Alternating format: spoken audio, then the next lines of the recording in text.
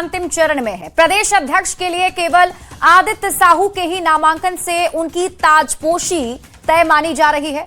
इंतजार है बुधवार को होने वाले औपचारिक ऐलान का, जिसके बाद आदित्य साहू के नेतृत्व में बीजेपी नए तेवर में नजर आएगी। इससे पहले सियासी जुबानी जंग भी कम होने का नाम नहीं ले रही है।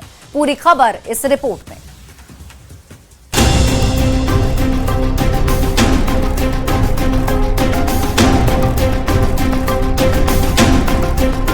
झारखंड बीजेपी में नए प्रदेश अध्यक्ष को लेकर हलचल तेज है। बीजेपी के कार्यकारी प्रदेश अध्यक्ष और राज्यसभा सांसद आदित्य साहू इस रेस में अकेले दौड़ते दिख रहे हैं। मंगलवार को नामांकन की समय सीमा खत्म हो गई।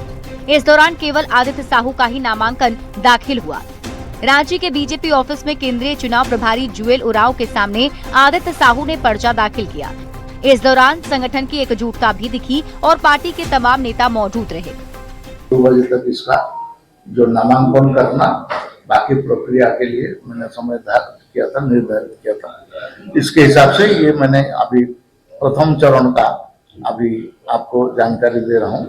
कल 2 बजे इसको विधिवत जो घोषणा करना है, इसके लिए आपको प्रदेश अध्यक्ष एवं राष्ट्रीय परिषद के सदस्यों के लिए नामांकन पत्र प्राप्त किए गए। अभी जैसा कि राष्ट्रीय चुनाव अधिकारी जी ने घोषणा किया कि प्रदेश अध्यक्ष के लिए एक नामांकन प्राप्त हुआ है। बीजेपी में जारी चुनाव प्रक्रिया पर जेएमएम ने तंज कसते हुए कहा कि बीजेपी में चुनाव नहीं बल्कि मनोनयन होता है। वहीं कांग्रेस ने बीजेपी में अंतर्कलह का आरोप लगाया। इस पर पलटवार करते हुए बीजेपी ने करारा जवाब भी दिया। नहीं सुनी जाएगी। जो आदेश आएगा दिल्ली से, गुजरात से, उसी का अनुपालन होगा। किसी की कोई हैसियत नहीं है उस पार्टी में, 2 व्यक्ति को छोड़कर। तो देश की जनता सब समझती है और इस लोकतंत्र में लोकतांत्रिक व्यवस्था उस पार्टी में पूरी तरह से ध्वस्त हो चुकी है। ही का ये दावा है कि हमारा संगठन विश्व का सबसे बड़ा राजनीतिक संगठन है और चूंकि वो जनता के इश्यूज से झारखंड में दूर रहे हैं, इसीलिए उनको जनता का भी समर्थन या रिस्पांस अभी नहीं मिल पा रहा है। खाता ना वही जो सोरेन का है वही सही। तो हमारे यहाँ चुनाव की प्रक्रिया हुई, जिला अध्यक्षों का चुनाव हुआ, मंडल अध्यक्षों का चुनाव हुआ और अब प्रदेश अध्यक्ष यहाँ मिलने वाला है। पर झारखंड मुक्ति मोर्चा में अगर दम है तो कोई किसी ऐसे व्यक्ति को अध्यक्ष बनाकर दिखाए जिसका टाइटल सोरेन ना हो। झारखंड बीजेपी में सांगठनिक चुनाव अंतिम चरण में है। अध्यक्ष पद के लिए दूसरा नामांकन नहीं होने से आदित्य साहू की नई अध्यक्ष के तौर पर ताजपोशी तय है। संगठन में आदित्य साहू का सफर बूथ स्तर से शुरू होकर शीर्ष नेतृत्व तक पहुंचा है। पार्टी के भीतर उन्हें एक मजबूत संगठनकर्ता के तौर पर देखा जाता है। वहीं नामांकन के दौरान दिखी संगठनात्मक एकजुटता से ये संकेत साफ है कि झारखंड बीजेपी जल्द ही नए कलेवर और नए तेवर के साथ सामने आ सकती है। अब बस इंतजार है बुधवार को आदित्य साहू के नाम के औपचारिक ऐलान का। न्यूज 18 के लिए निरंजन सिंह के साथ संजय कुमार सिन्हा की रिपोर्ट। बढ़ते हैं आगे और बात अगली खबर की। रांची से लापता अंश और अंशिका का 12 दिन गुजर जाने के बाद भी कोई सुराग नहीं मिल सका है। परिवार के पास हर दिन नेता और अधिकारी पहुंचते हैं, दिलासा देते हैं और फिर चले जाते हैं। इस बीच मामले में सियासत भी तेज होती दिख रही है। बीजेपी ने एसएसपी ऑफिस का घेराव किया और बच्चों के जल्द नहीं मिलने पर आंदोलन तेज करने की चेतावनी दी, तो सत्ता पक्ष की ओर से राजनीति से बचने की सलाह दी गई।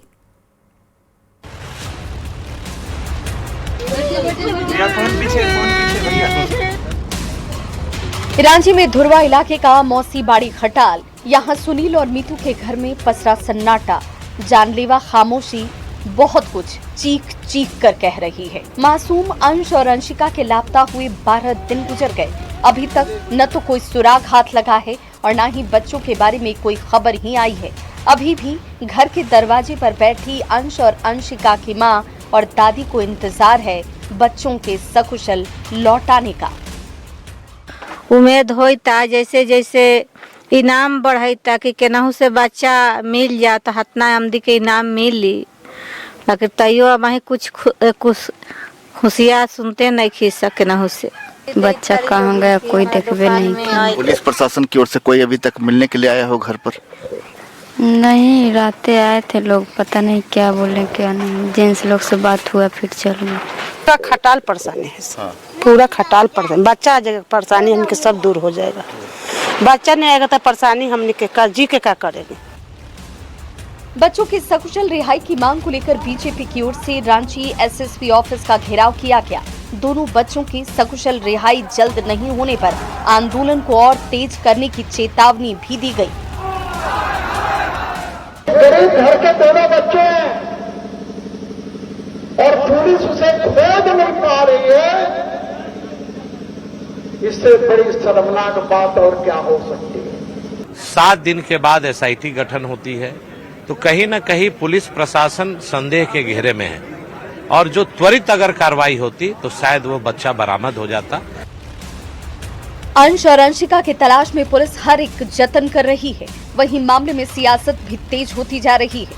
बीजेपी ने झारखंड में लॉ एंड ऑर्डर भगवान भरोसे होने का आरोप लगाया तो सत्ता पक्ष की ओर से जेएमएम और कांग्रेस ने जल्द ही सुरक्षित खोजने का दावा करते हुए राजनीति से बचने की सलाह दी। तो पुलिस से विश्वास उठ चुका है, भरोसा उठ चुका है, प्रशासन से विश्वास उठ चुका है, भगवान भरोसे लोग जी रहे हैं। हम सब तो यही चाहेंगे कि बच्चे मिल जाएं। बाजार से बच्चा उठ जाना कोई लॉ एंड ऑर्डर का तो इशू होता नहीं, और एसएसपी ऑफिस को घेर के क्या निकलेगा। और भारतीय जनता पार्टी को अगर इतनी ही चिंता है तो हमें लगता है कि वो सीबीआई को भी इस मामले में लगाए। सिर्फ विपक्ष के लोगों के ऊपर ही सीबीआई लगाती है भाजपा। हर गुजरते दिन के साथ परिवार को उम्मीद है बच्चे जहां भी होंगे सेफ होंगे, जल्द ही उनके साथ आएंगे, लेकिन पुलिस के खाली हाथ निराशा बढ़ा रहे हैं। वहीं मामले में जारी सियासत कुछ अलग ही मोड़ लेती दिखाई देती है। इंतजार है अंश और अंशिका के जल्द सुरक्षित वापसी का, ताकि माता पिता के साथ पूरे झारखंड के लोग चैन की सांस ले सके। न्यूज़ 18 के लिए रांची से संजय कुमार सिन्हा के साथ ओम प्रकाश की रिपोर्ट। तो रांची से लापता अंश और अंशिका का अब तक कोई सुराग नहीं मिल सका है और इस मामले में राष्ट्रीय बाल अधिकार संरक्षण आयोग यानी एनसीपीसीआर ने संज्ञान लिया है। आयोग ने झारखंड के पुलिस महानिदेशक को बाल अधिकार संरक्षण आयोग यानी सीपीसीआर अधिनियम 2005 की धारा 13 के तहत नोटिस जारी किया है। आयोग ने लापता बच्चों के मामले को गंभीर मानते हुए संज्ञान लिया और झारखंड पुलिस प्रशासन से रिपोर्ट और आवश्यक कार्रवाई की जानकारी मांगी है।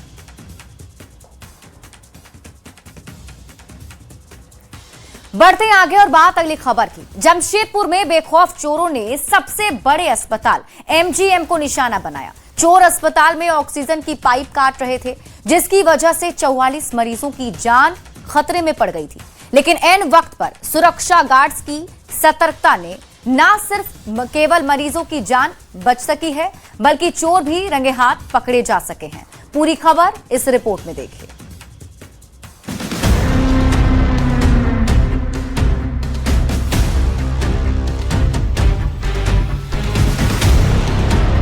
कोल्हान का सबसे बड़ा अस्पताल एमजीएम, यहां चोरों की वजह से 44 मरीजों की जान खतरे में पड़ गई।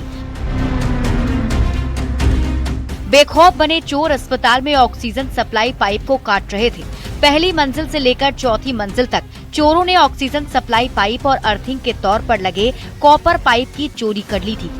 लेकिन इसी बीच सुरक्षा में तैनात होमगार्ड जवानों को उनकी करतूत का पता चल गया, जिससे एक बड़ा हादसा होने से टल गया।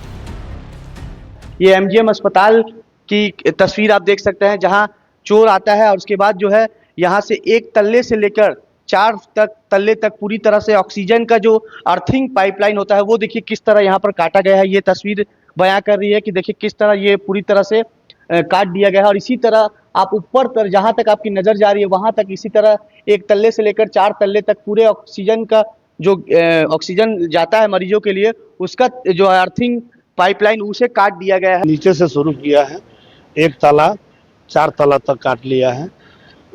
एक तला में जब आया काटने के लिए उस वक्त हम लोग पेट्रोलिंग के दरमियान में उसको अब दबोचते हैं। खटखट का आवाज हो रहा था, उसको हम लोग पकड़े, हाँ पकड़ करके फिर हम लोग थाना को सपोर्ट किया है। सुरक्षा गार्ड की चुस्ती से चोर रंगे हाथ पकड़े गए। ऑक्सीजन पाइप काटे जाने से आईसीयू और सीसीयू में भर्ती मरीजों की ऑक्सीजन सप्लाई का लेवल घट रहा था। अगर और देरी होती तो एक साथ 44 मरीजों की जान भी जा सकती थी।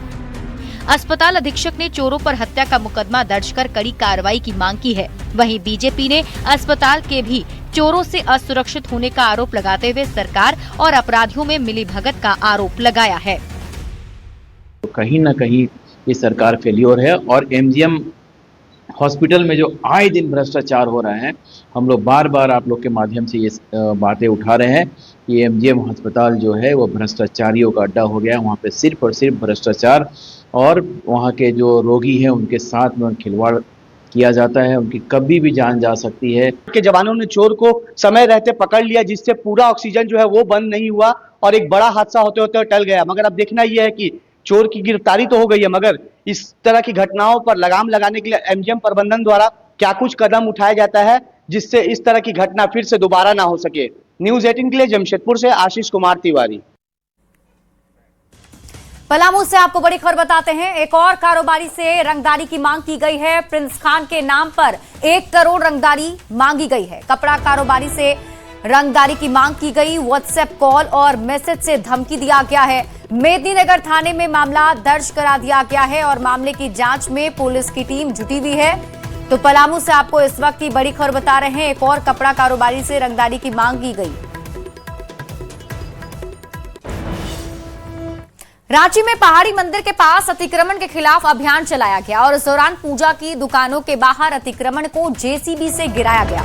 ज्यादातर दुकानदारों ने तय सीमा से ज्यादा अतिक्रमण कर रखा था। नगर निगम की कार्रवाई से दुकानदारों में नाराजगी दिख रही है। उनका आरोप है कि कुछ दुकानों के पास अतिक्रमण को नहीं हटाया गया है। तोड़ा गया सर, लेकिन बहुत जन का नहीं टूट रहा था, जिनका पैसा लेके दबा दिया गया था।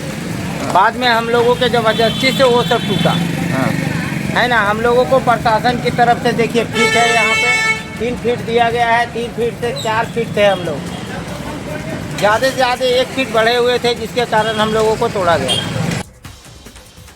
यहाँ रुकने एक छोटे से ब्रेक के लिए, जल्द लौटते हैं वापस।